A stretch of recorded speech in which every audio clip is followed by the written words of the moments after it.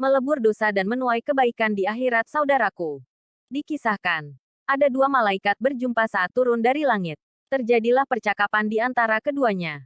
Aku berada di dunia karena menjalankan sebuah perintah yang mengherankan.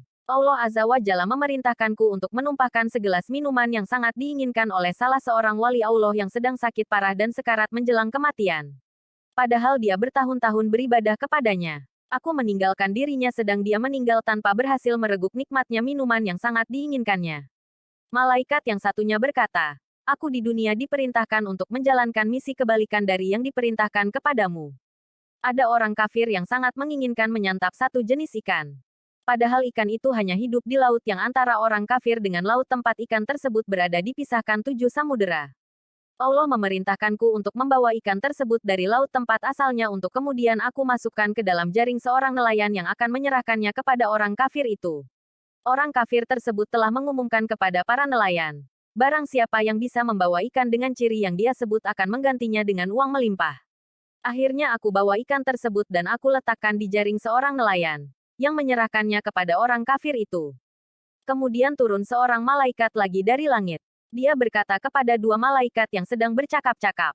Tidak perlu kalian heran. Allah memerintahkanku untuk menjelaskan kisah dua orang manusia yang kalian datangi. Wali Allah itu telah melakukan satu maksiat. Allah menghalangi dia menikmati apa yang sangat dia inginkan supaya pahala dari perasaan susahnya dapat melebur dosa maksiat yang telah dilakukan. Sehingga di akhirat kelak dia tidak memiliki dosa lagi. Orang kafir yang menginginkan ikan telah melakukan kebaikan selama hidupnya. Saat dia menginginkan sesuatu, Allah memberikannya sebagai balasan kebaikan di dunia.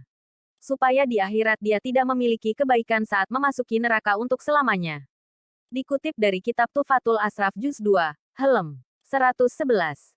Saudaraku, saat keinginan kita tidak terwujud kita harus tetap bersabar dan tetap berprasangka baik kepada Allah Azza wa Jalla. Kita tidak tahu hakikat dan hikmah yang sebenarnya. Bisa jadi itu menjadi amal kebaikan yang akan kita tuai di akhirat atau pelebur dosa maksiat yang kita lakukan. Saudaraku, di antara manusia ada orang-orang yang apabila datang kepada mereka kenikmatan, mereka akan merasa amat bahagia. Akan tetapi, jika kenikmatan itu berubah menjadi musibah, kegembiraan itu berubah menjadi rasa marah, sedih dan kecewa yang bercampur dalam satu perasaan, hingga mereka berkata, Allah tidak adil. Sungguh seseorang yang benar-benar memahami bahwa kehidupan dunia ini merupakan tempat ujian.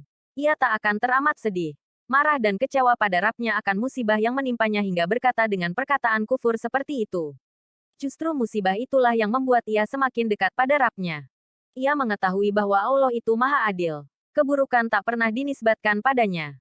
Karena itu seorang yang arif dan bijak mengetahui bahwa musibah itu adalah kebaikan baginya. Akhirnya ia tak akan merasa teramat sedih hingga mencela Rabb-Nya.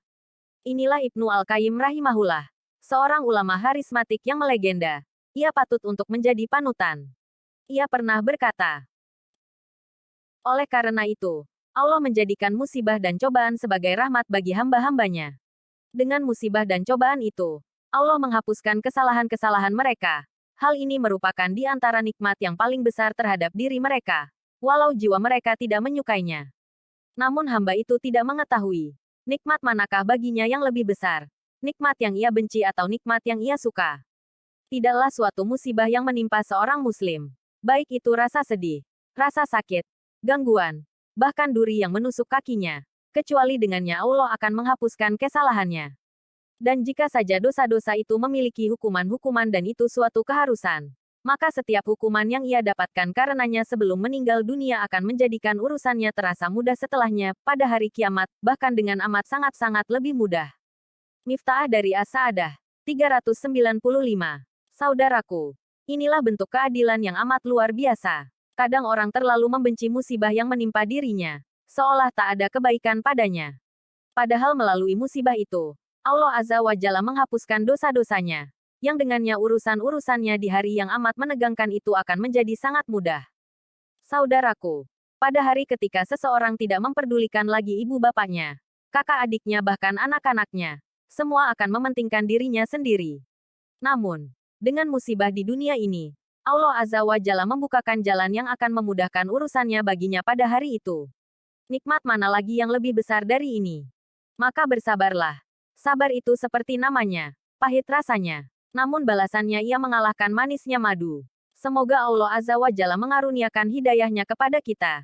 Sehingga kita tetap istiqomah senantiasa berprasangka baik kepada Allah Azza wa Jalla atas segala sesuatu yang telah ditetapkan kepada kita untuk meraih ridhanya. Amin ya Rab. Garis bawah wallahu alam bisawab garis bawah.